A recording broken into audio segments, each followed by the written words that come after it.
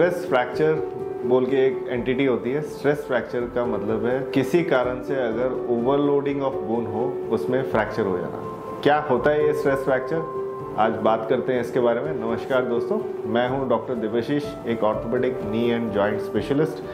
बात करते हैं आज स्ट्रेस फ्रैक्चर्स की और कब ये स्ट्रेस फ्रैक्चर प्रॉब्लम क्रिएट करते हैं और कैसे ये बन जाते हैं। स्ट्रेस फ्रैक्चर जैसा कि मैंने आपको बताया कि जब भी ओवरलोडिंग मतलब किसी कारण से जो हम नॉर्मल एक्टिविटीज़ करते हैं उससे ज़्यादा एक्टिविटी अगर हम कर दें अपने बोन्स पर जो कि बहुत ज़्यादा स्ट्रांग नहीं है, तो उनमें फ्रैक्चर्स क्रिएट होना शुरू होते हैं जो कि आम एक्सरेज में दिखाई नहीं देते।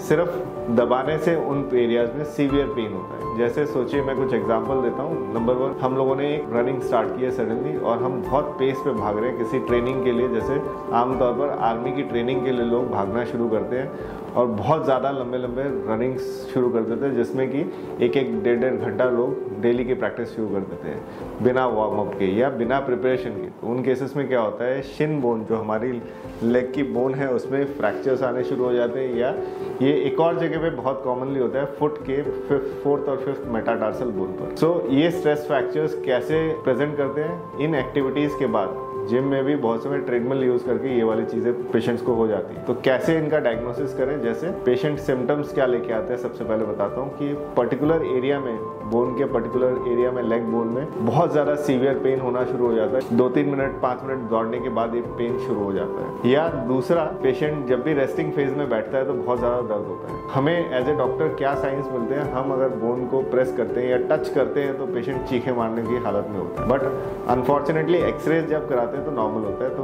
बहुत समय इसे नज़रअंदाज कर दिया जाता है, बोलते हैं कि कुछ भी करने की ज़रूरत नहीं, सब ठीक है। बट अगर हम इसमें एक हाई इंटेंसिटी MRI या न्यूक्लियर स्कैन्स करें तो उसमें बोन मैरो इडिमा दिखाई देता है या बोन में स्ट्रेस फ्रैक्चर्स दिखाई देने शुरू हो जाते हैं। ये राइट टाइम है, इसी टाइम पे हमें इसे जो भी एक्टिविटी करने से ये हुआ है उसे आपको स्टॉप करना है, कम से कम 2 से 4 हफ्ते के लिए।